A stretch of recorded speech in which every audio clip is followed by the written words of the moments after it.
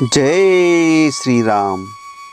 प्रिय भक्त हो, आज हम आपको जीवन में सफलता के लिए रामायण का एक परम पवित्र अध्याय सुनाने जा रहे हैं। आज हम देखने वाले हैं अपने 100 पुत्र और सारी सेना के नष्ट हो जाने पर विश्वामित्र का तपस्या करके महादेव जी से दिव्यास्त्र पाना तथा उनका वशिष्ठ के आश्रम पर प्रयोग करना एवं वशिष्ठ जी का ब्रह्मदंड लेकर उनके सामने खड़ा हो जाना। मित्र हो, इस परम पवित्र अध्याय को शुरू करने से पहले चैनल को सब्सक्राइब कीजिए और श्री राम के आशीर्वाद पाने के लिए कमेंट में लिखिए जय श्री राम।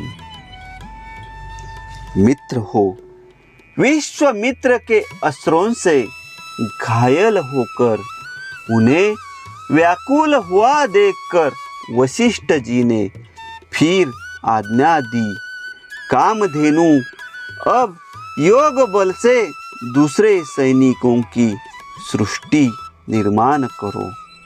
तब उस गाय ने फिर हुंकार किया। उसके हुंकार से सूर्य के समान तेजस्वी काम्बोज उत्पन्न हुए। थन से शस्त्रधारी बर्बर प्रकट हुए। योनि देश से यौवन और शक्रु देश मतलब गोबर के स्थान से शक उत्पन्न हुए। रोम कुपों से म्लेच्छ, हारित और किरात प्रकट हुए। रघुनंदन श्री राम उन सब वीरों ने पैदल, हाथी, घोड़े और रथ सहित विश्वामित्र की सारी सेना का तत्काल संहार कर डाला। महात्मा वशिष्ठ द्वारा अपनी सेना का संहार हुआ देखकर विश्वामित्र के 100 पुत्र अत्यंत क्रोध में भर गए और नाना प्रकार के अस्त्र शस्त्र लेकर जप करने वालों में श्रेष्ठ वशिष्ठ मुनि पर टूट पड़े। तब उन महर्षि ने हुंकार मात्र से उन सबको जलाकर भस्म कर डाला। महात्मा वशिष्ठ द्वारा विश्वामित्र के वे सभी पुत्र 2 ही घड़ी में घोड़े, रथ और पैदल सैनिकों सहित जलाकर भस्म कर डाले गए। अपने समस्त पुत्रों तथा सारी सेना का विनाश हुआ देख महायशस्वी विश्वामित्र लज्जित हो बड़ी चिंता में पड़ गए। समुद्र के समान उनका सारा वेग शांत हो गया। जिसके दांत तोड़ लिए गए हो उस सर्प के समान तथा राहुग्रस्त सूर्य की भांति वे तत्काल ही निस्तेज हो गए। पुत्र और सेना दोनों के मारे जाने से वे पंख कटे हुए पक्षी के समान दीन हो गए। उनका सारा बल और उत्साह नष्ट हो गया। वे मन ही मन बहुत खिन्न हो उठे। उनके एक ही पुत्र बचा था। उसको उन्होंने राजा के पद पर अभिषिक्त करके राज्य की रक्षा के लिए नियुक्त कर दिया और क्षत्रिय धर्म के अनुसार पृथ्वी के पालन की आज्ञा देकर वे वन में चले गए। हिमालय के पार्श्व भाग में जो किन्नरों और नागों से सेवित प्रदेश है, वहाँ जाकर महादेव जी की प्रसन्नता के लिए महान तपस्या का आश्रय ले वे तप में ही संलग्न हो गए।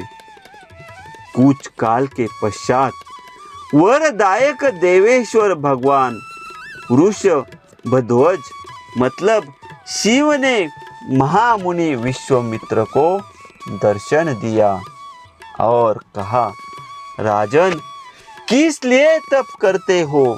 बताओ, क्या कहना चाहते हो? मैं तुम्हें वर देने के लिए आया हूँ। तुम्हें जो वर पाना अभीष्ट हो उसे कहो। महादेव जी के ऐसा कहने पर महातपस्वी विश्वामित्र ने उन्हें प्रणाम करके इस प्रकार कहा, निष्पाप महादेव, यदि आप संतुष्ट हो तो अंग उपांग उपनिषद और रहस्यों सहित धनुर्वेद मुझे प्रदान कीजिए। अनग देवताओं, दानवों, महर्षियों, गंधर्वों, यक्षों तथा राक्षसों के पास जो अस्त्र हो वे सब आपकी कृपा से मेरे हृदय में स्फुरित हो जाए। देवादिदेव, यही मेरा मनोरथ है जो मुझे प्राप्त होना चाहिए। तब तथास्तु कहकर देवेश्वर भगवान शंकर वहाँ से चले गए। देवेश्वर महादेव से वे अस्त्र पाकर महाबली विश्वामित्र को बड़ा घमंड हो गया।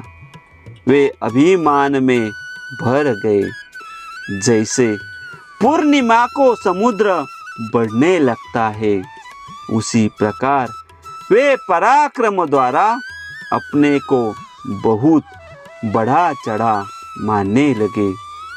श्री राम उन्होंने मुनि श्रेष्ठ वशिष्ठ को उस समय मरा हुआ ही समझा। फिर तो वे पृथ्वीपति विश्वामित्र वशिष्ठ के आश्रम पर जाकर भांति भांति के असुरों का प्रयोग करने लगे, जिसके तेज से वह सारा तपोवन दग्ध होने लगा।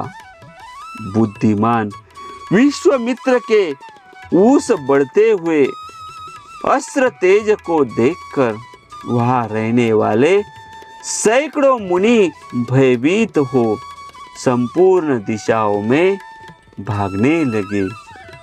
वशिष्ठ जी के जो शिष्य थे, जो वहाँ के पशु और पक्षी थे, वे सहस्रों प्राणी भयभीत हो नाना दिशाओं की ओर भागने लगे। महात्मा वशिष्ठ का वह आश्रम सूना हो गया। दो ही घड़ी में उस पर भूमि के समान सन्नाटा छा गया। वशिष्ठ जी बार बार कहने लगे, डरो मत, मैं अभी इस गादी पुत्र को नष्ट किए देता हूँ।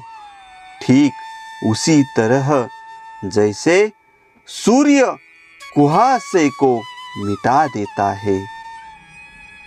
जपने वालों में श्रेष्ठ महा तेजस्वी वशिष्ठ ऐसा कहकर उस समय विश्वामित्र जी से रोष पूर्वक बोले, अरे तूने चिरकाल से पाले पोसे तथा हरे भरे किए हुए इस आश्रम को नष्ट कर दिया, उजाड़ डाला।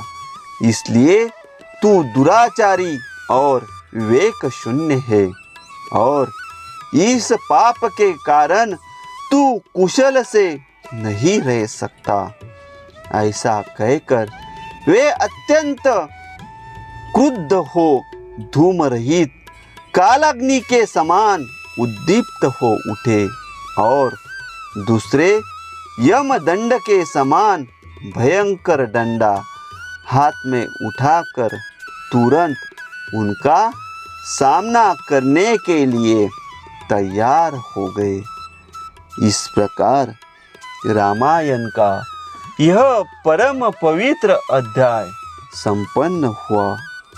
मित्र हो, अगला अध्याय सुनने के लिए चैनल को सब्सक्राइब कीजिए और श्री राम जी के आशीर्वाद पाने के लिए कमेंट में लिखिए जय श्री राम।